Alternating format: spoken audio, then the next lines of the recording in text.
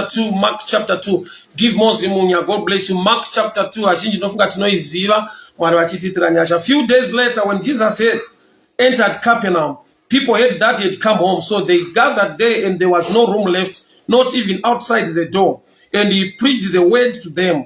Some men came carrying, bringing to him a paralytic, carried by 4 of them. Since they could not make him enter to Jesus because of the crowd, they made an opening above the roof. They made an opening above the roof. There was no normal entrance. Dora arisina kuvarwa, but vanhu vakauya nehama yavo kuti vapinde nayo inorapwa kuna Jesu. Havana kukwanisa kupinda because of the crowd. Ndoda nditaure pamusoro pevanhu.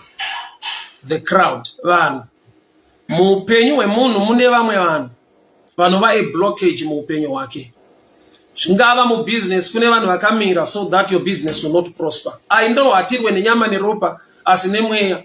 Chandinoziva ndechekuti kune vanhu vanogara panyika who stands as agents of the devil to block somebody's success, somebody's business or something else. Kune vanhu vanogona kugara mumarriage muwanano, kune vanhu vanopinda muwanano yako to scatter it. Kune vanhu vanopinda mubusiness rako to scatter it. Kune vanhu vanouya muupenyu. The devil uses people. So there are people who are supposed to be moved. Ndiri kuona kuti vanhu vakauya nehama yavo vakatadza kupinda nekuda kwekuti vakaignore nawo yekutaura nevanhu, yekukumbira vanhu kana yekusurutsa vanhu. Ndoko vanobreaka roof pamusoro pemba vakapaza roof. Vakapinda an entrance isiri normal. Kureva kuti sometimes there are things zvatinotora normally kuti aiwa dori chavhura vanhu vachaneta zvinhu zvichaita. Asi kuna varume vakaziva kuti vanhu havasi kuda. We need to break the roof. So breaking the roof, that's a picture ye criminal act. Breaking the roof, that's a picture ye vanhu vane hasha vakatsamwa kuti we must make an entrance. Nofanirwa kupinda chete despite kuti vanhu havadi. But I've discovered kuti we also need to pray or to deal with the people standing as a blockage to your path.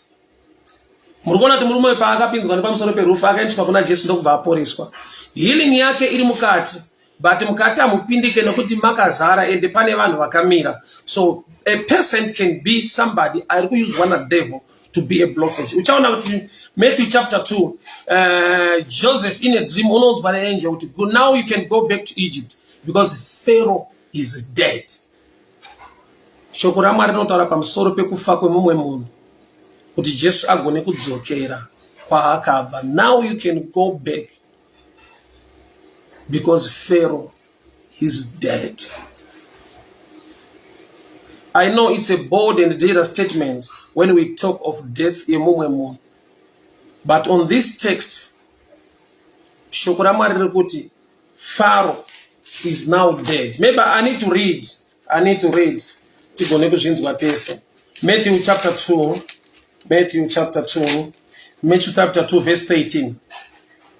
So when he had gone, an angel of the Lord appeared to Joseph in a dream. Get up, take thy child and his mother, escape to Egypt. Stay there until I tell you. For Herod is going to search for the child to kill him. So he got up and took the child and his mother during the night and left to Egypt, where they stayed until the death of Herod. Until the death of Herod. Bible not suffer not a witch to live. Anyone is what I need also to read the text. 2 Kings chapter 7.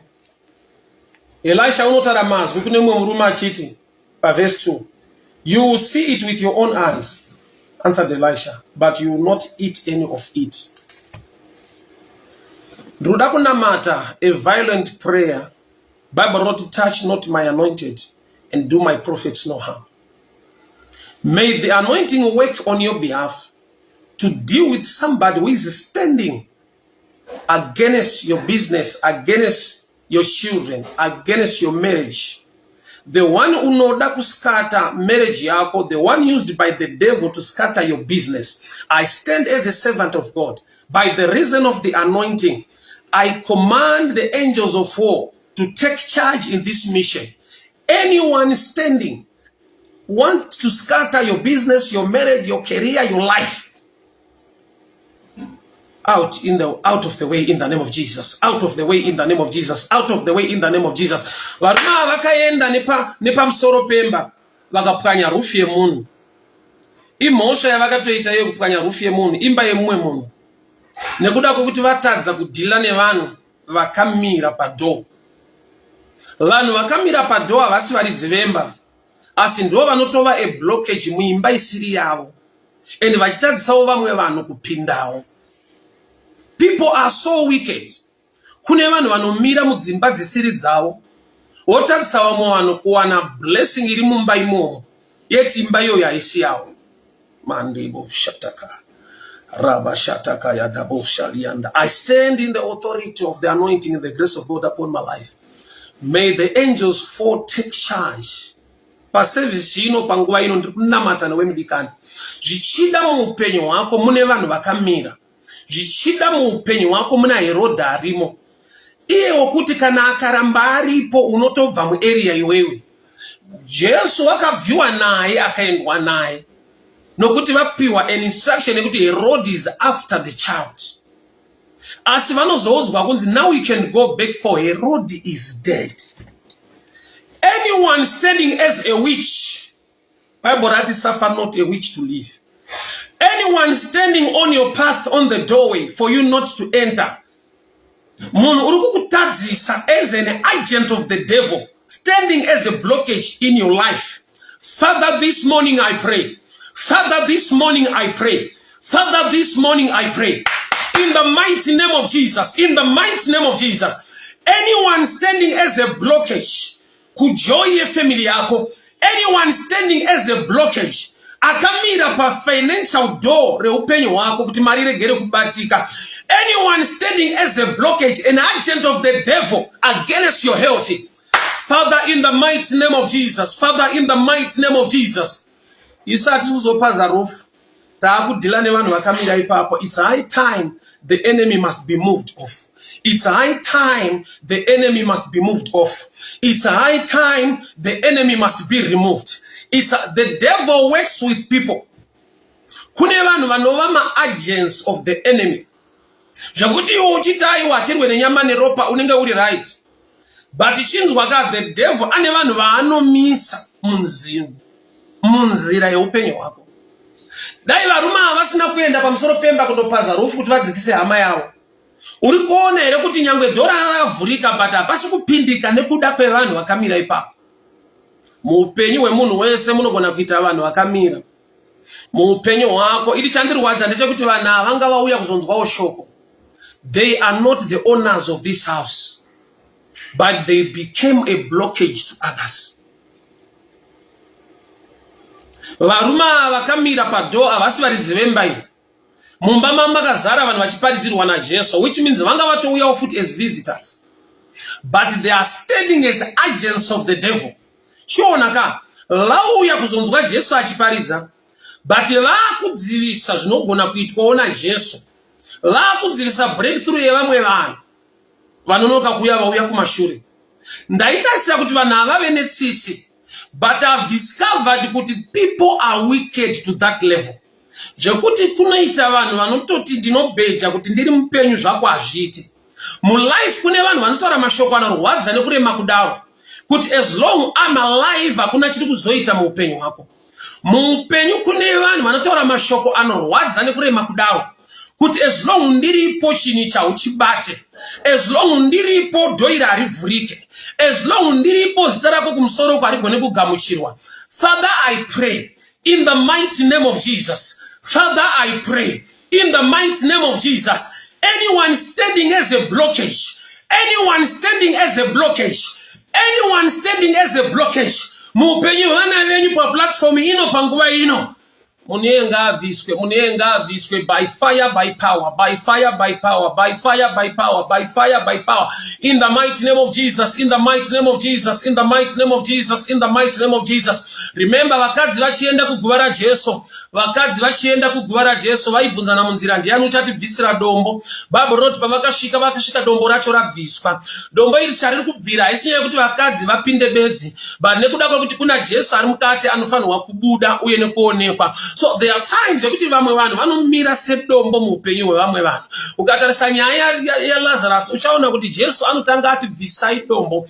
Dombo rinogona kurepresenta vanhu chaivo muupenyu vanofanirwa kubviswa. Mwari ngaakubvisire vamwe vanhu. Oza there are times yekuti unogona kuvada izwa vanhu pavari kuisa dombo paguva raLazaro. Havadi kuti munhu uye kwavari. That's a proper way, a right way yekuvhara guva rake. Unati vakariisa nekuda. But Jesu unoti ribvisei. Une vanhu vawakagamuchira muupenyu nerudo. But it's high time with the earthquake of God. Vakadzi anti pavakasvika, the stone was moved away. God caused an earthquake. May God on your behalf, may God on your behalf help you. Nekuti rimwe dombo hauna simba rekuribvisa. Paguva raLazaro dombo rakabviswa nevanhu. Paguva raJesu vakasvika dombo rabviswa. There are people vari beyond your control kuti haugone kuvabvisa muupenyu hwako. Kune zvimwe zvinhu zvokuti you try by your own power and effort kuti uzvibvise, but hazvisi kubva. Mwari ngaakuwanire nyasha. Mwari ngaakuwanire nyasha. Mwari ngaakuwanire nyasha. Mwari ngaakuwanire nyasha.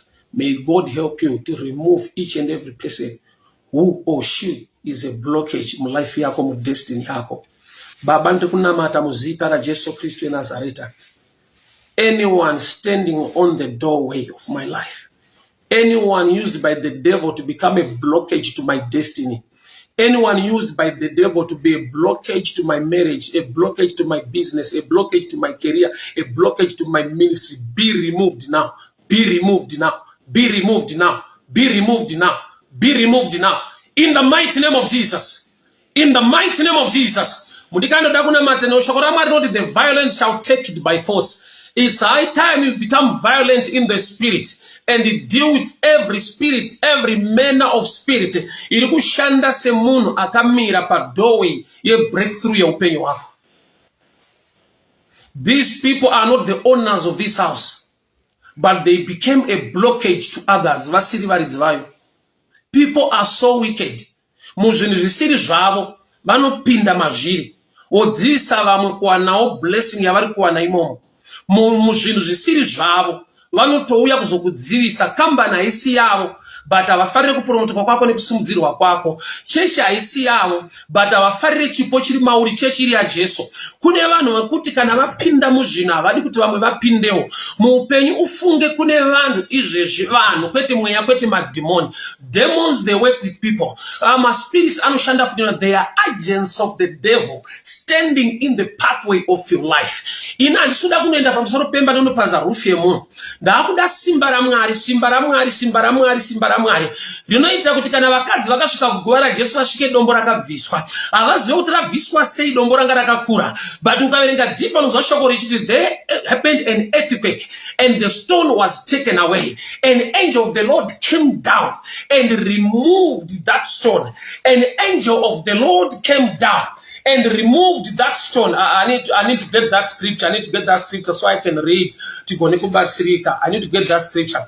An angel of the Lord came down and removed the stone.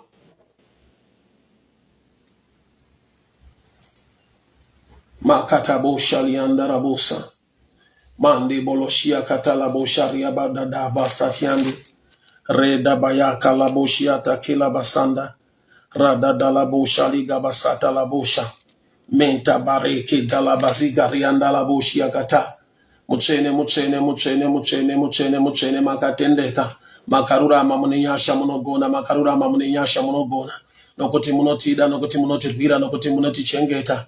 Biri nekukuzwa, nekuongwa, nenyasha, nekubata kwenyu kukuru kunoshamisa.